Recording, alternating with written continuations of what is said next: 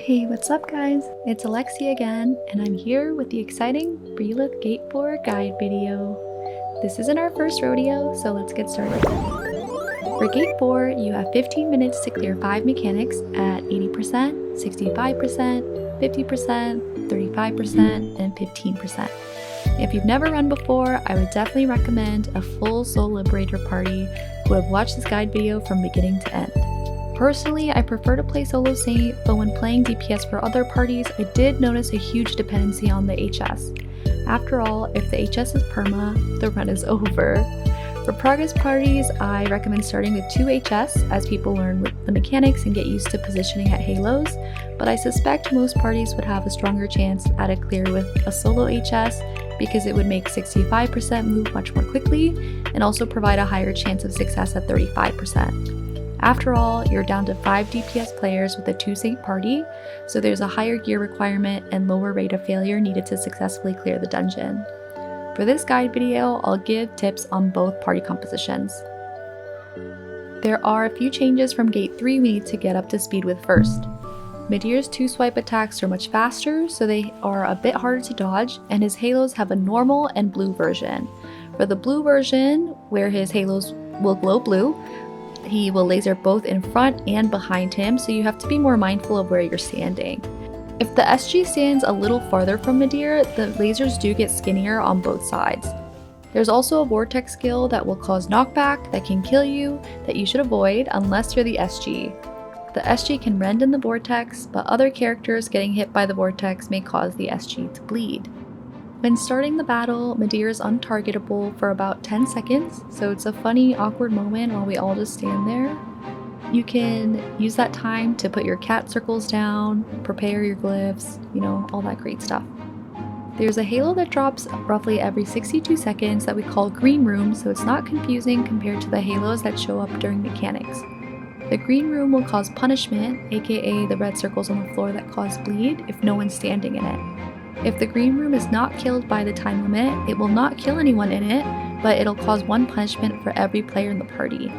For a full party of 8, you can fail 3 Green Rooms before you wipe the whole run. There are specific moments where the Green Room timing is crucial, which we'll get into in this video. At 80%, this is the only halo tethering mechanic, but there are 5 halos and you get tethered to 2 at the same time.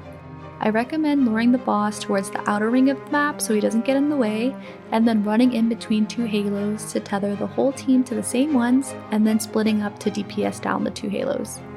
For us, we assign half the DPS to Party 1 and Party 2, depending on if they're physical or magic DPS players. Party 1 is assigned to the halo closer to the SG, and Party 2 is assigned to the farther halo. In terms of choosing a halo, it's a combination of 2 factors. Having 2 halos close together is always nice, but it's also important that the halos are closer to the outer part of the map, so you don't have more than the necessary number of lasers. What I mean by this is that if you choose 2 halos that are close together, but maybe in the middle of the map, you may have less map space to spread out, since those halos would also be connected to other halos surrounding them. After being linked to your 2 halos, you have to get out of the middle section fairly quickly towards the outer parts of the halos to play safely. If you're stuck in the middle, the Saint may be able to overshield you 1 to 3 times before you ultimately become a fried shrimp. If the Saint has to spend time saving you from the middle section of lasers, that means less overheals for the DPS players who may die as a result. I personally don't play with Iron Will on as a DPS player during this mechanic, because at least without Iron Will I have a chance of getting knocked back out of the laser, but with Iron, the laser has a much higher chance to just instantly knock you out. If you're playing solo Saint, I would definitely recommend using Blessing of Protection for one of the pairs of halos that you get linked to, and then if you have trouble overhealing your party for the other 2, or they're having issues with positioning, you can also time shift echoes to ensure that there's maximum amount of overhealed on the field. But if you have 2 Saints, I would definitely recommend using Blessing of Protection on both sets of the 2 halos, and then if you're having a DPS issue or a debuff issue where you're getting close to not killing the halo, you can also pull at that time. At 65%, there are 3 halos that spawn towards the center of the map, and then gray balls that flow menacingly across the map. I would recommend for the SG to practice this phase maybe with a second person. The party should instantly divide and conquer debuffs on all halos as soon as the mech starts because it's much harder to debuff after the balls are on the screen. You need to touch at least one ball to deal damage, but if you touch 6 balls, you will die. There is a status effect called Divided Energy to see how many balls you absorb so far. Your damage does scale higher as you touch up to 3 balls, but I would recommend starting with only 1 or 2 and going from there because chances are you will accidentally run into some. At 50%, the mechanic is exactly 30 seconds long, starting 1 second before you see the first laser show visually. After 30 seconds, the vortex will come for you and kill you unless you're in a safe space in the intersection between 2 ball circles. So when the mechanic starts, you dodge lasers, and if you get hit by one, you will get a claw debuff on your status bar. If you have this debuff, you'll go into deadly when you touch your ball, so you need to cleanse it before touching your ball. To cleanse it, you load defense and get hit by a laser again. Your ball is gray. If you touch anyone else's red ball, you'll also go into deadly. Wherever you touch a ball is where a circle will land. The overlap is where you have to stand to survive the mechanic. If you have 3 ball circles touched, all of it will disappear. If you have more than 2 people in a single safe space, it will also disappear. If you don't want any more balls to spawn, you should actually stand in your safe space and stay there. Be warned that if you stay too close to the edge of the map during this time, you might not have enough time to resolve the mechanic, so you should play closer to about halfway to the vortex. Some people choose to use the buddy system if they want to create the safe space more quickly or have someone else's safe space to run into if they mess up. Here's a clip of how Elfie and I create our safe space with our first balls, so we're prepared earlier on. After we create the space, we can either bait the remaining balls anywhere else, or we can both stand in the safe space together to prevent any additional balls from spawning. For 35%, this is the biggest DPS check and the main blocker for most parties. For prep before 35%, you'll likely want to Spirit Awakening and kill 1 green room right before 35%, unless the green room is going to spawn right at the beginning of the minigame.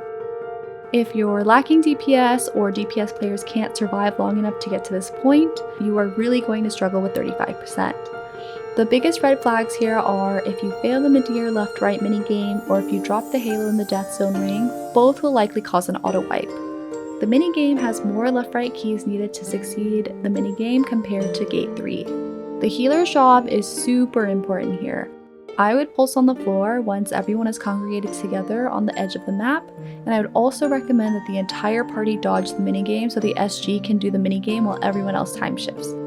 As soon as Midir lands, I usually already have Phantasmal Sight on, I put down a ground debuff glyph, I use Paul of Ruination, and then I use Unified Might. Once the lasers start moving again and are about to hit the team, I'll also use Blessing of Protection in case anyone hasn't been able to get their time shift off, or to help the team make it to the next ring if needed.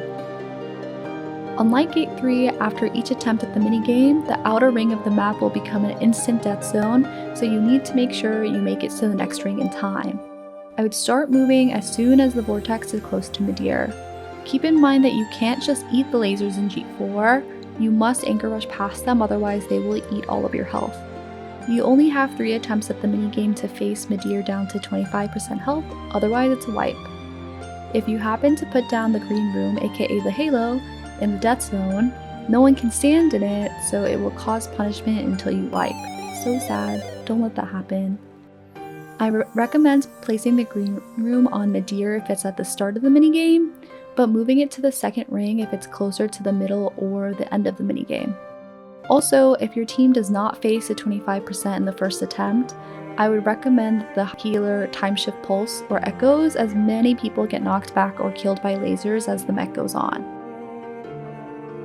Finally, if you make it past 25%, the end is near, but depending on how strong your party is, you could be short on time, especially if your healer does not have a Soul Liberator Lyre. Focus on DPS, and at 15%, sword circles will spawn like Glen very hard mode. A random person will be targeted, and then for the first sword circle or 2, I would probably recommend dropping them far away, as they will spawn black smog of doom that will cause more bleed and spread across the map as time goes on. For the rest of the sword circles, I would just place them away from the party, but not too close or too far so you don't lose DPS time. I recommend that the healer use pulls in the final 10%, and separately blessing and protection to help manage bleed. Party healing is also very useful here. It's important to watch Midyear's blue halos as a team because I have seen his halos knock out entire parties during this phase because people are so focused on damage. I hope this guide helps, and make sure to press subscribe to motivate me to keep making guides. I also stream on Twitch if you want to watch the action live. Enjoy G4, and if you have trouble making a party, note me at Alexia and I'll try to help set you up with others that I know because I know it can be really hard to find a party right now. Also, don't forget to try to include other players with Soul Liberators. You might be the reason someone feels included. Okay, thanks, bye. See you later, alligator.